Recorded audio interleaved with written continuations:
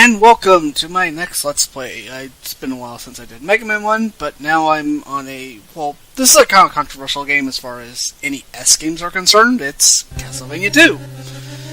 As you guys know, Castlevania is one of my all-time favorite gaming franchises, so clearly I must love this game, right?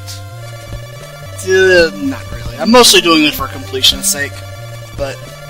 Okay, what this guy says is mostly true. Castlevania 2 changes a lot of things in that it's more open world, and has a lot of people to talk to. The problem is, a lot of these people lie to you, which is kind of crappy, but it is what it is. These two people are kind of true. I'll tell you which villagers are actually saying truthful things and which ones aren't. This game is a much maligned translation. I don't think it's worse than anything like Zelda 1. I think it's on the same level. It's very literal, and the original Japanese is very nonsensical. So it still comes out as nonsense in English. Instead of like transliterating the game into something more coherent, which is really what they should have done. And then you have the slow text speed that they didn't really fix, and I'll get more of that later. But I'm choosing to buy the Holy Water for this guy because you start off with 50 hearts, and hearts are your currency here. So keep that in mind. You can use them power sub weapons, but it's not quite the same as Castlevania 1 or 3. I am skipping the White Crystal for now, and I don't really recommend this on a first playthrough. I know this game well enough to do this. And this guy's lying to you. There is no flame on the 6th tree of Dennis Woods. Let's talk to this guy. This is also a lie. Giving garlic is not unusual in this game, but it doesn't. There's a ferryman to the left.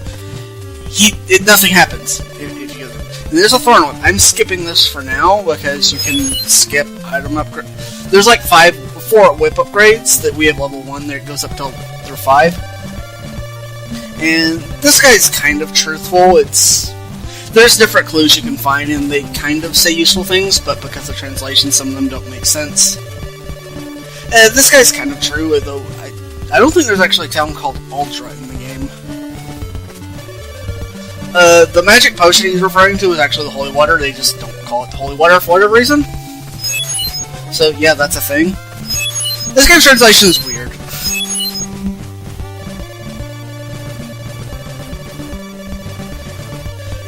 He's correct. There are some clues around Veros. Unfortunately, you don't really know what the names of these towns are unless you look at a map that's like included in the manual. And now we are out in the overworld. This game is a day-night cycle, and we'll get into that very shortly. I'm pretty sure nighttime's actually very close to now, but when it's at daytime, enemies are at normal HP and strength. When it's night, their attack and their health doubles, which is kind of annoying. And you can't do anything in the towns at night, which is kind of annoying, which means you kind of have to sit and wait for a while you're waiting for the night to subside. Water is instant death, so don't fall in, so you kind of have to be careful with these mermen. Because yes, just like Castlevania 1 and 3, there's knockback, and I find knockback's a lot more obnoxious in this game than either one of those, because those were they had a much more tighter design to them.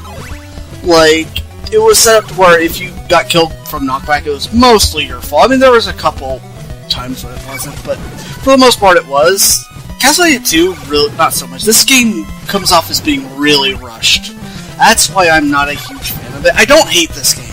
It's not like I'm the AVGN and I despise this game to death. I don't think it's horrible, I just don't think this game is that great. But I feel like being as big of a Castlevania fan as I am, I should probably cover it in some capacity. So, might as well. That stuff down the bottom, it won't kill you, but it will hurt you, so don't walk into it.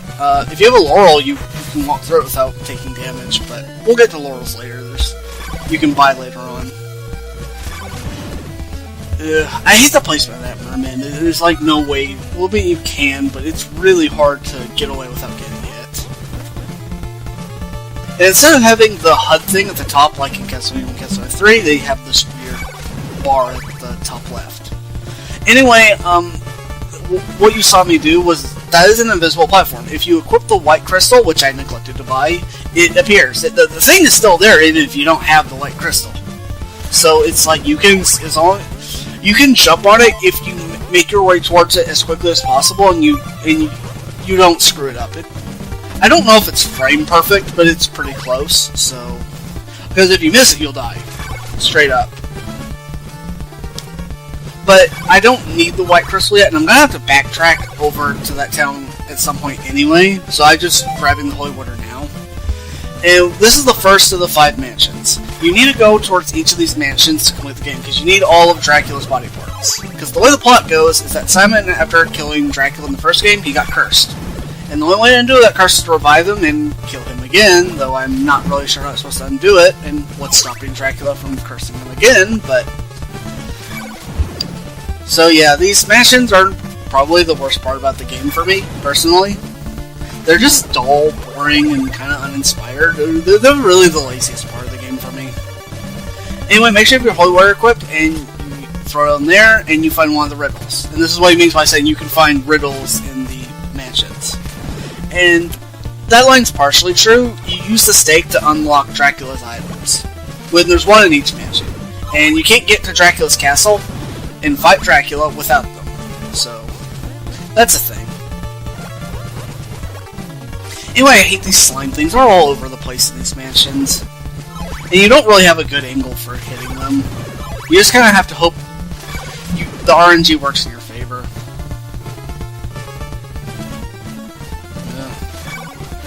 And I hate jumps like this in Castlevania II. They're just so awkward. It's not the kind of hard where you feel like you're learning as you go and you're getting better each time you try it. It's just kind of awkward and obnoxious every time. Again, I don't hate this game, but I don't like it. Anyway, here we have an invisible floor. Yeah, that's the part of the game people really don't like. There are invisible floors in the game, and there's nothing that sets them apart. They're like... If the palette on the floor was slightly different to where you could see it, then I'd be more okay with it. But I just find it really annoying. There's no need for it other than just to screw with the player. This is why you kind of need the holy water. Because the way I did it is I could either just grab the holy water or I could grind a bit at the beginning of the game, but I didn't want to do that and just waste a lot of time. And I'm going to do my grinding in the mansion for a specific reason. Time does not pass when you're in the mansion, so I'm going to use this to my advantage so I can get the best ending in the game. Anyway, make sure you've collected at least 50 hearts, and you can get the oak stake. And we have another riddle. This means nothing, so don't worry about it, it's nonsense. If you're interested in seeing like the reliability of what people are saying, there was a translation some person did named Biscuit. I'm probably butchering that. But you can just look up Castlevania II translation comparison or something. I'll probably throw a link in the description. It's kind of interesting to read. I think the game's better translated than it's given credit for, but it's not a good translation overall. Anyway, the line of flame flickers inside of Ring of Fire is half true. It's referring to the sacred flame you get later in the game, but unfortunately the sacred flame is not inside a Ring of Fire. That's a really mangled translation, so womp womp womp. Anyway, next where that tower thing in the foreground is, or the background rather, that is an invisible floor, so that's why you use your holy water to kind of figure it out. Anyway, once you get to these ball thing, use the stake. Well, first I'm showing off that you can't actually whip it or anything like that. Only the stake can do anything like this. And we undo that, and you can get your first item. And we possess Dracula ship. Not possess, possess. Yeah, I can't really defend that. Anyway, I'm going to head out of the mansion, and once I do, I'm going to go back, I'm going to cut after that, and then I'm going to go back in and do some grinding in here just to have max money. And the important thing about money is you have 3 lives. And if you lose all 3 lives, you lose all your money. Which is annoying, which means you have to grind it all up again. So, I just go in here, get to 256, then go and buy the things I want to buy. And I'm going to try to do this with just doing it only in the mansions. I don't like doing it in the overworld, because if you do it in the overworld, you're not going to get the best time. Well, the time you need for the best ending. And one of those demon things probably give the best drops for hearts. So that's useful.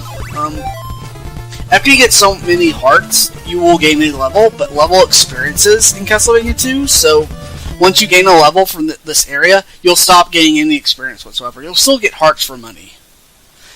Anyway, that's the end of this part for Castlevania 2. See you guys next time.